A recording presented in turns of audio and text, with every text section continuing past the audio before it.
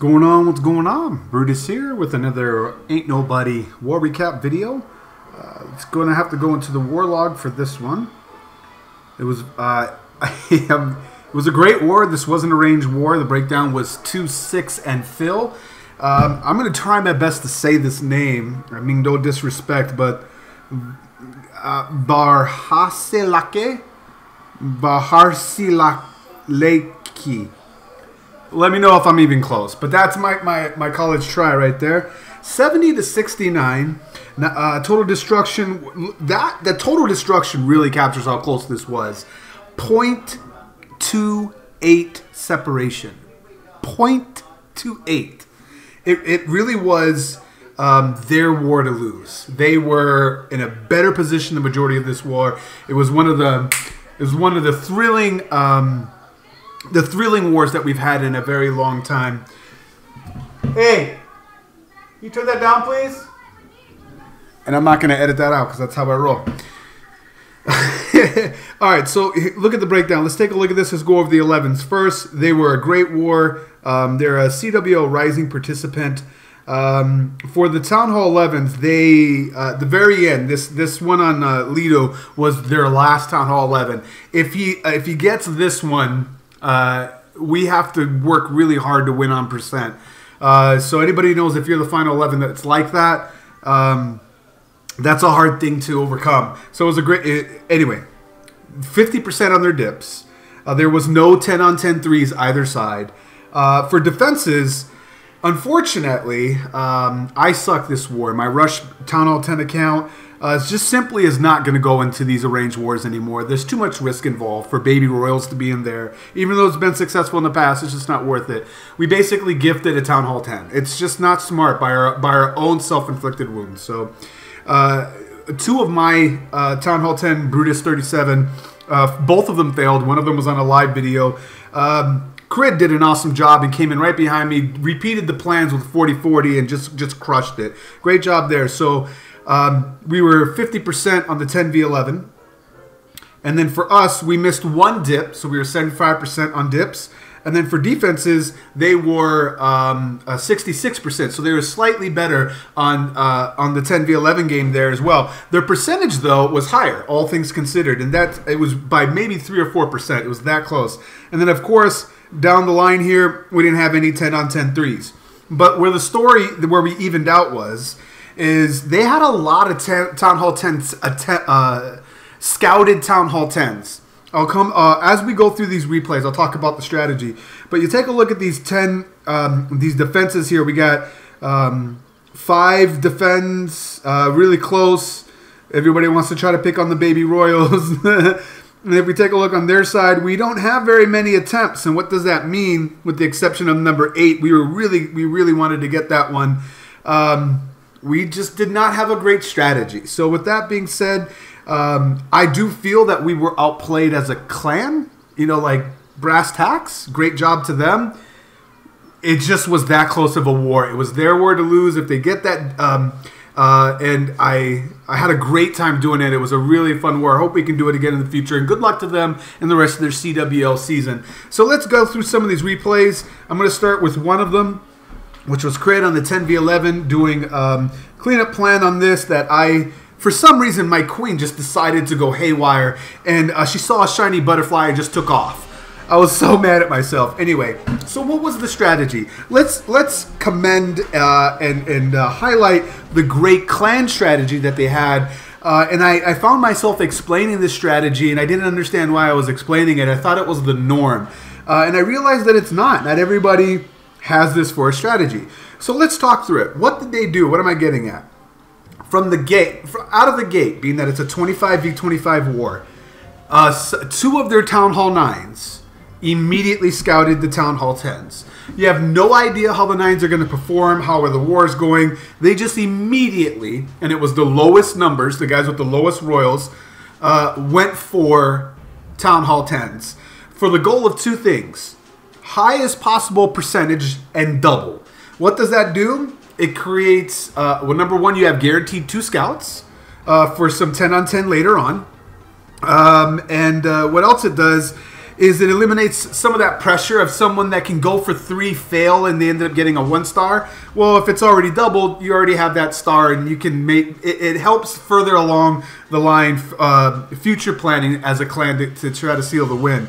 Does that mean that you're basically forcing a dip? Not necessarily. If your 9s are really strong and they come right out and you can lean on them to clear all the 9s without any dips needed from your 10s, then what's the difference? You know, you're basically getting your scouts in for your 10v10s early, and when you can lean on your Town Hall 9s and count on them as such to handle the Town Hall 9 game by themselves, and you can right away scout up anybody that is an international clan that has a difference we'll go to this one, that has a multiple time zones to deal with. Sometimes your Town Hall 10s that are really good 10v10, they can't wait towards the end of the said war in order to plan and execute that. They might need to do it in the middle of the war, better close to the middle, especially in the middle of a week war. It's not a weekend war. So you're also playing to the strengths of your own clan and the dynamics that it brings if it's international. So that's another reason that they did it. We didn't do any of that. I saw that we're progressing as a clan, and I felt that there was another lesson that we learned here, which is it's in the grand scheme of things, it's not a bad idea to immediately and proactively send Town Hall 9s to scout up. And then which Town Hall 9s do you want to scout at? Well, that depends on how your clan wants to go. Because if you already have a plan in mind, like one of your best 10v10s already saw a plan and wants a scout to try it out before he tries it, then that's one aspect. But the other one usually is the Town Hall is left outside. You can get a super high percent. And at the end of the day, it's a base that was a gimme double, but it's still scouted. So that part I think is a little wiggle room to the dynamics and uniqueness of your clan. So that being said out of the way, they did that and we didn't. The outcome of this, did they have to dip down? Sure, their Town Hall, we did force some dips, but at the end of the day, we did not take that approach. We struggled on the 9s. We did great on some, but at the end of the day, we just did not do very well comparatively to them when it comes 9v9 game. So what happened? We didn't have any scouted 9s. I'm sorry, scouted 10s. Not a single Town Hall 10 was scouted from our 9. It was all trying to overcome the 9v9 game. What did that, and that equated to us having to 10v10 fresh. And if anybody's a Town Hall 10, you know that's difficult to do. It's not impossible to do, but if you have a choice, you much rather attempt, even scouted once, you much want to rather attempt that 3 on a scouted base. Statistics have shown, and I love math because you can't argue with math. It never lies. It's a universal language. As we take a look at Justin Sider here, the percentage of 10v10 3s on a scouted base versus a non-scouted base is significantly higher.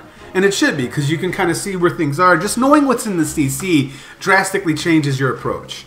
So I'm an advocate of the smaller wars like this, that if you're in a spot where your clan is capable of not strong at 9s and 9v9s and getting those fresh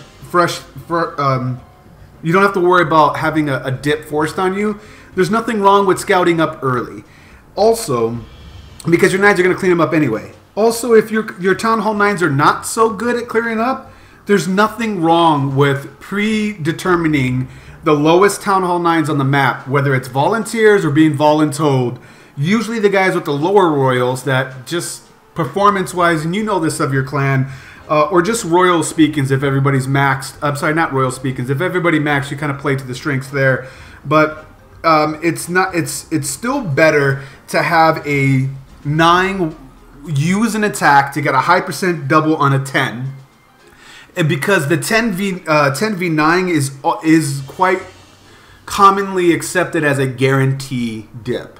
It's not always. We've seen some fail, but it's usually expected that's just an automatic 3. So it's not a wasted attack. It's a guaranteed 3. If a 9 struggles on a 9 and someone else has to clean up behind that, you wasted an attack. Or if it's kind of like the Town Hall 10s going 10v11. If you don't double that base, it's a wasted attack. You have to double the 11s. That's why I said at the beginning of this video, we basically gifted them a Town Hall 10 because I didn't do anything this war in my rushed Town Hall 10 like I should have. But that's self-inflicted. It just won't happen again.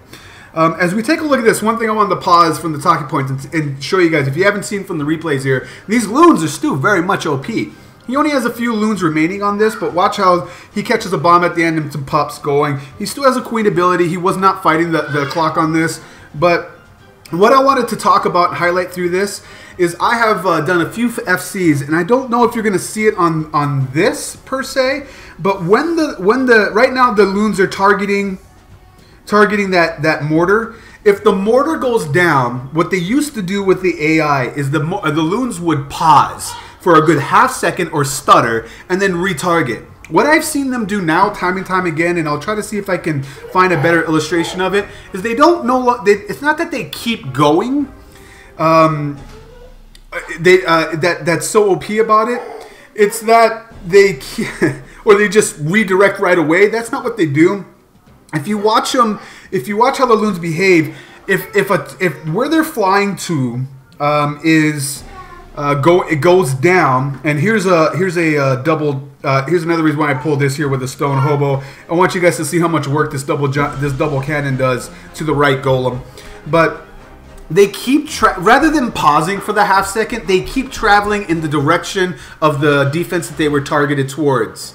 And then once they get to that half second, keep traveling in that direction, then they don't stop, they immediately reroute. So if you're headed, why that's so important is that before there was a time that they just stopped traveling, and that's what made cleanup so hard with them. So if per se a wad of loons start at this double cannon and are headed towards this air defense, if they're right about by the archer queen and this air defense go down, they're going to keep heading towards that air defense for a good half second, and then they'll retarget without stopping towards the next defense. So they keep heading in the general direction. In most cases is what helps you clean up. In the case of trash and things like that. So that's something that I noticed, and I had a great illustration of it on an FC. I'm just not going to burn my clanmate's base. I'll try to find a better illustration of it, and I'll put a video out on it, or at least talk about it if I see it in a replay or recap. We'll go to ×2 on this. If you haven't noticed by that double cannon, they definitely do work on them golems. I think Clash with Joe did a great job illustrating the ins and outs of that new gear up defense of the double cannon, and also echoing off the update video that I put out. If you guys haven't noticed, there's a ton of stuff that's coming to that game mode. There's updates that also impact current war, which is the archer towers go down. You guys can already see that. The mortars are coming as well, and I saw Teslas and also giant infernals coming as well, and I wonder if that's going to gear up option for those things on this side of the map of the lake as well. So it's kind of encouraging and exciting to see what they might be coming out with as they roll out this update in waves. So let's move down and let's see. There was another one that I wanted to show. Was it Sandman? It was Toya. This was a really nice one. He brought a sorry, I like this because he takes out all the defenses, air defenses on one side, and then just kind of like an old Golo wipe, you know, or Golo wee wee with wizard or whatever logo wee wee logo wipe. There's no P.E.K.K.A. and there's no witches, so it's not really wee wee or wipe. Yeah. So that's my thing about something that I wanted to talk through about this war. Really exciting. I don't know about them, but I can tell you on our side towards the end, we were arguing as a family should about if we should play the percent game or sell out and swing for the fences and try to go for a 10v10-3. If it fails, it's not going to get a double at all. I know that we were really like, oh, but we just expected their last 11 to be successful, and if that did, we had to basically get like 87% double at minimum, 10v10 on 2 of our attacks from the percentage that we worked out. It was not an easy climb. So, like I said, we were playing from the unadvantaged position throughout this war, and this Varhaiselake, Varhaiselake. This CW Rising clan, Nagahinanajed, not gonna work here anymore. But you guys don't know what movie that's from. Anyway, spectacles, tacticals, wallet, and watch.